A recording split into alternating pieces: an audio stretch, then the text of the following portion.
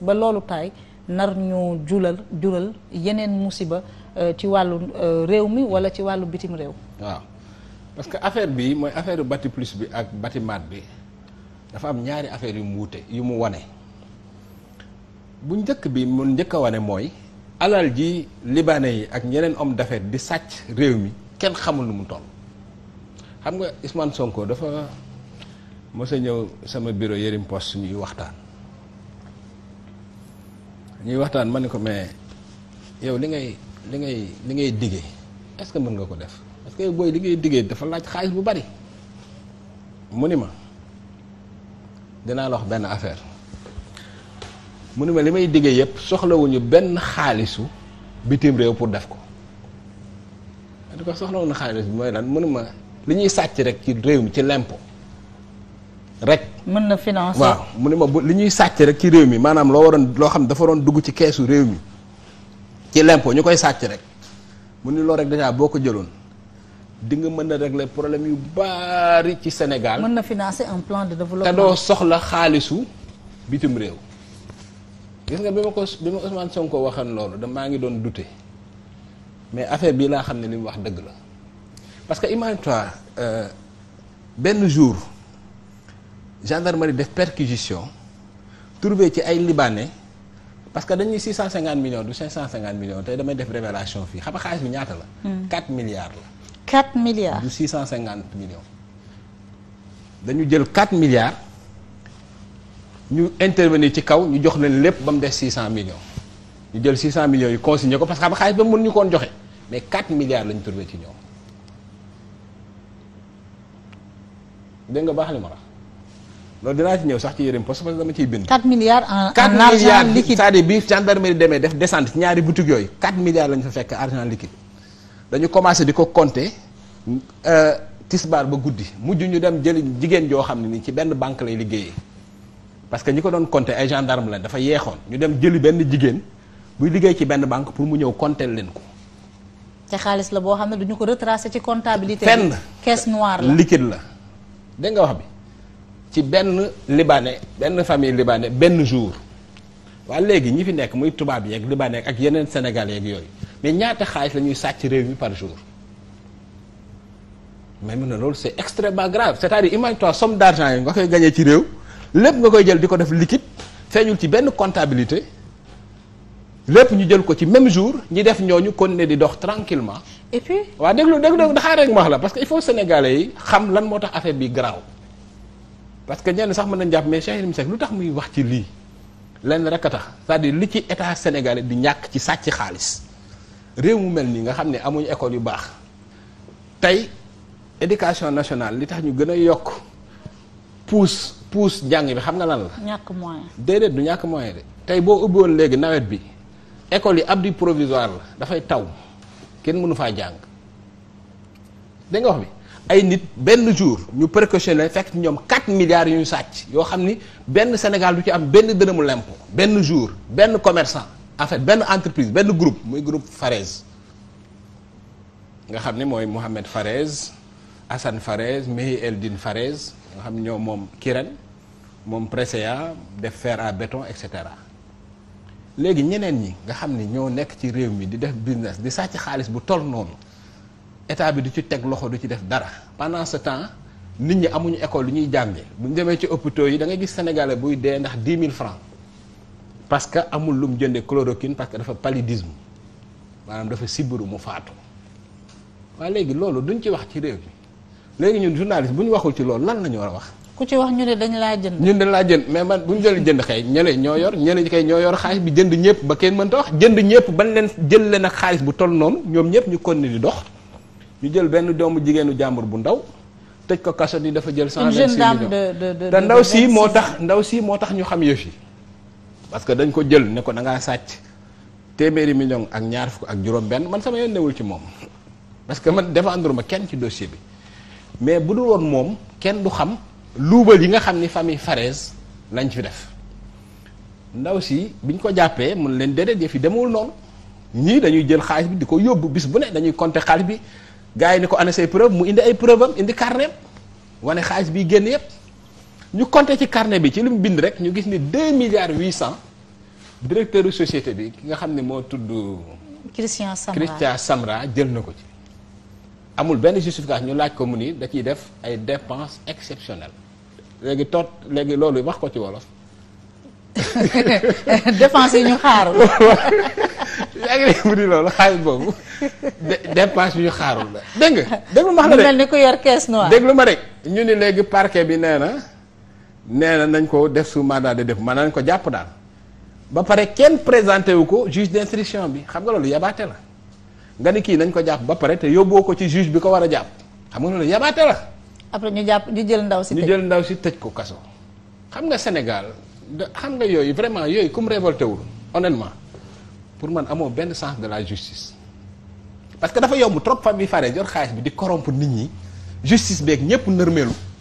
gars yi gis fee yu grave nii fisc beeg ñi mais attends le minimum pour man xaalis bu mel nii nga jàppee ko ci nit liquide loo xam ne xaalis bu ñu doon sàcc la mais le minimum nga ubbi procédure pour redresser entreprise bi quand même au moins même bu dul dara sax 4 milliards yi ñu jàpp mais redresser ko ci loolu même bu fekkee nag sax benn yoon boobu lañ ko xam nga déjà wóor na ne mosuñu koo def benn yoon parce que courtier bi yóbbu xaalis bi nga xam ne def na 15 ans bati plus dañ ko enquête mu ne ay année ngi nii chaque jour mu yóbbu xaalis bi waa léegi le minimum. te xaalis bi amul comptabilité. amul comptabilité dañuy jël tuuti def ko ci jël li ëpp ci xaalis bi jaare ko ci circuit yooyu xam nga la moo tax américain yi defal ndànk bala may agsi ci américain yi léegi yow nga ni justice moo la tax a jóg nit ki def loolu parce que kii sax xam nga ndaw si dañ koo tuumaal mu ni jëluma xaw ma moo jël xaw ma jël loolu yàlla la mais koo xam ni daf ni man maa jël mais dama ko def ci dépense exceptionnelle kooku kon ne di dox maanaam ñi nga xam ne ñoo moom société bi muy Mohamed Farès Assane Farès Mayden Farès continue di dox ñoom ñëpp nga bàyyi leen jël kii tëj ko kaso fisc bi taxaw gis loolu xam ni lii xaalis la boo xam ne xaalis bu ñu sàcc la parce que xaalis bu doon xaalis bu ñu luubal dañ koy dugal ci comptabilité société bi mu am ay actes ak yépp ñoom defuñu kii pour redresser leen pour au moins xool lan la ci état bi moom ak li ci état bi moomul n'est-ce pas ñu pare ci loolu lépp famille boobu dafa am kenn ku ci bokk ku tudd Abbas Fawaz koo xam ne américains yi enquête nañ ko ba gis ni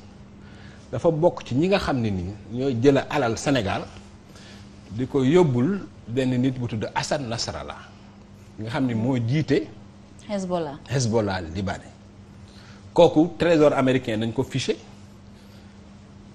Amérique fiché ko ñoom seen famille ñu ci bari sax mënuñoo tukki seen famille bépp toute la famille Farès ñi ci mën a tukki ñu tuuti la américains yi bi ñu déggee xaalis boobu am dépêché benn agent FBI mu ñëw pour loolu parce que xam nga loolu da ngay tiit déjà ñii ñu ngi leen di jiiñ dëmm ñuy soccee yeeli liir du noonu koy waxe donc américain bi ñëw def enquête de près enquête boobu nag li ci gën a garaaw loolu presse bi waxaguñ ko au fait parce que dafa am ay écoute satellitaire au fait xam nga nit ñi dañu yaakaar ne tant que ñu ngi wax set rek kenn dégluwu leen américains yi dossier bi dafa sérieux ci ñoom ba nga xam ne ay écoute satellitaire lañ def xam ku nekk li nga def am ay autorités Sénégal fii yoo xam ni ils sont impliqués pare daf leen a impliqué corrompre leen yaa ngi dégg américains yi am ay preuves acté ko te boo moytuwul di nga toog fii Amérique décerné ñetti mandat d'arrêt international contre 3 autorités du Sénégal loolu maa la koy wax tey. ñetti mandat d'arrêt international c'est-à-dire problème bii bu réglé wul ba Sénégal leeral ko situer responsabilité ñuy war a sanctionner ñu sanctionner leen loolu bu amul Amérique dina délivrer 3 mandats d'arrêt internationaux yoo xam ni 3 autorités sénégalaises yu am importance lay ciblé. te loolu may mun a nekkul suñu ginnaaw. suñu kanam la nekk parce que li gën a énervé américains yi mooy saisir nañ les autorités sénégalaises mais ñoom ñu ngi nëppal affaire bi di wéy di protéger les mises en cause dans cette affaire là dafa am ñaari affaire yoo xam ne et ça ils l'ont peu goûté dafa am ñaari affaire yoo xam ne bu ko Sénégal réglé wul dina am problème yu grave ak États-Unis bu njëkk bi mooy Christian Samra bu ko état Sénégal poursuivre lu tëj ko kaso moom ak ñi impliqué ci trafic bépp maanaam moom ak famille Farès bi benn bu ko Sénégal deful deuxièmement xaalis boobu ñu jàpp bu Sénégal retracé wul xaalis bi nga xam ni famille Farès yëpp mi ngi koy luubal ñaari yooyu bu ko Sénégal deful dina am problème yu grave ak États-Unis parce que dinañ ñu mën nañu dugal ci liste noire pays yi nga xam ne dañuy def blanchiment de pour le terrorisme ak di financement bu terrorisme te ça les Américains ne blaguent pas avec. Non loolu mooy affaire bi loolu mooy problème bi foofu la réew mi toll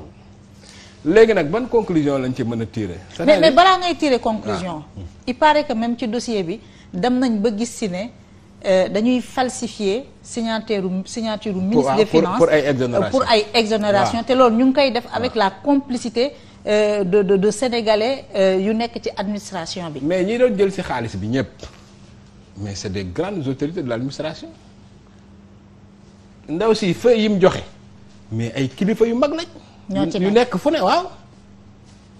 parce que xam nga da ngay ñëw jël ci xaalis bi si ñëwul la fenn mais gars yi il faut ñu bind fenn ni kii moo jël temps parce que après il faut faire une comptabilité. parce que ndaw si moo doon def comptabilité mais ñoom dañ ko waxoon ne. comptabilité bi journalière la bu paree na ko xotti waaw. ndekete ndaw si pour se protéger. moom mu ngi doon garder li nga xam ne moom mooy preuve yi. noonu la demee mais cahier bi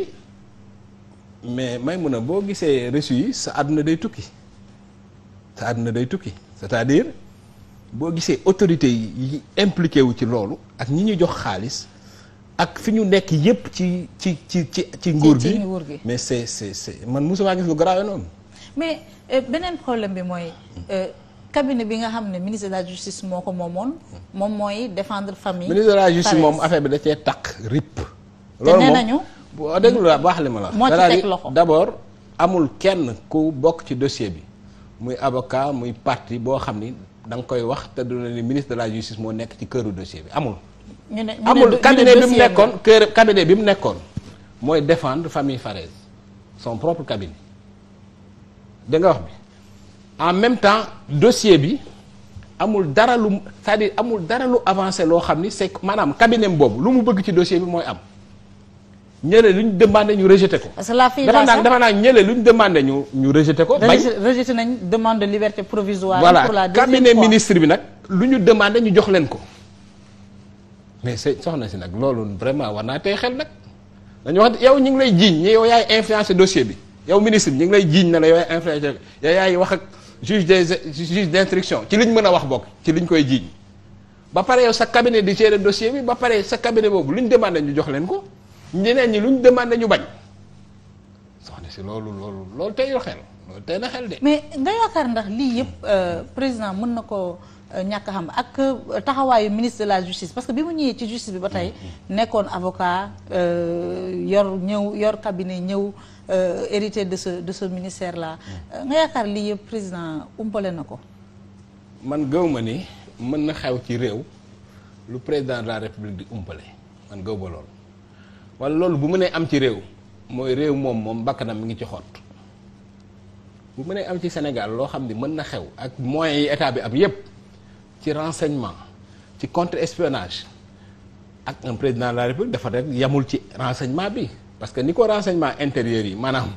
ni ko service secret yi Sénégal di informer jàpp naa ni noonu la ko Emmanuel Macron di informer noonu la ko Mohamed VI di informer noonu la ko Donald Trump di informer donc président de la République dafa am capacité xam lu ne donc bu fekkee ne xaw na ci réew mii lu président xamul loolu bis bu ñu demee ba jàpp ni am na jàppal ni ñun Sénégalais yi suñu bakkan mi ngi ci xott. parce que ce ministre de la justice là c'est un problème c'est un ministre à problème. man daal xaw ma lan la mais dossier bii moom takk na ci répp.